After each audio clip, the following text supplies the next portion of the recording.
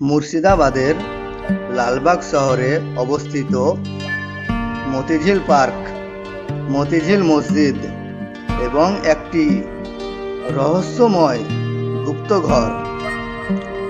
এই রহস্যময় গুপ্তঘরকে নিয়েই আজ আমার এই ভিডিও। তৎকালীন বাংলাদেশের নবাব আলীবর্দী খাঁ, তার মেয়ে ঘসেটি বেগম এবং জামাতা নওয়াজেশ খাঁ, এই নওয়াজেশ খাঁকে মুর্শিদাবাদের ছোট নবাব হিসাবে নিযুক্ত করেছিলেন এবং তিনি এই মতিঝিলের পাশে একটি প্রাসাদ নির্মাণ করেন। এই প্রাসাদটির নাম ছিল সাংই দালান। তার কিছুটা দূরে এই রহস্যময় ঘরটি অবস্থিত। এই ঘরের না আছে দরজা, না আছে জানালা, চারিদিকে দেওয়াল, উপরে আবার ছাদ।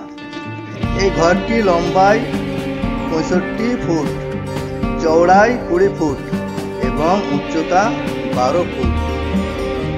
এই ঘরের মধ্যে কি যে আছে সেটি আজও রহস্যময় হয়ে আছে।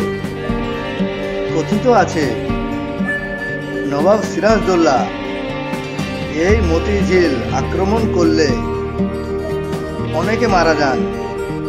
যারা নিহত হন তাদেরকে এই ঘরের মধ্যে রেখে চারিদিকে ঘিরে দেওয়া হয় এবং উপরে ছাদ দিয়ে দেওয়া হয়। আবার এটাও শোনা যায়, অনেকে বলেন এখানে ঘসেটি বেগমের অনেক ধনসম্পদ, গয়নাগাটি লুকানো আছে। তো সে যাই হোক, একজন ইংরেজ কমান্ডার এখানে কামান নিক্ষেপ করেন এই ঘরটির মধ্যে কি আছে সেটি দেখার জন্য। কিন্তু সেই ইংরেজ কমান্ডার কামান নিক্ষেপ করার সঙ্গে সঙ্গে রক্ত বমি করে মারা যান।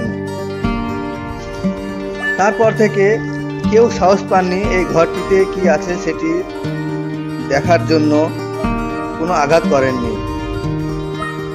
সেই থেকে আজও রহস্যময় হয়ে আছে এই ঘরটি।